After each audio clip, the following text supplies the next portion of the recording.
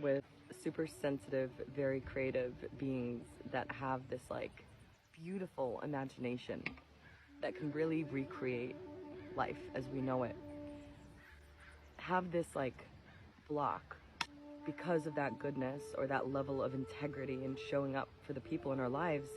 It can actually keep us in these reality loops and block us from tapping into our innocence, our imagination, our unknown, and our acute sensitivity that is a superpower. We can be so sensitive to the flaws of life and what can be better that it's a gift for all beings.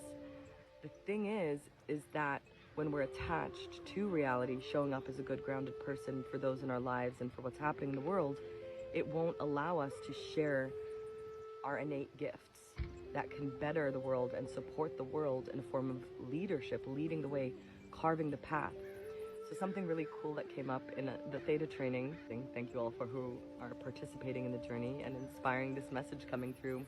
If it's all made up, because these beings were like, oh, well, I don't want to make things up. I don't want to make things up. I'm like, well, it's all made up. And if everything is a made up game, if everybody's playing a made up game, why not make up a new game which doesn't involve so much suffering? Does that make sense? So if we have this thing of like, oh, I can't make up a new reality and like bypass all that's happening in the world, I can't make up a new narrative because then I'm not caring or I'm not being integral, I'm not being honest, I'm just making things up with my crazy imagination. Well, it's all made up.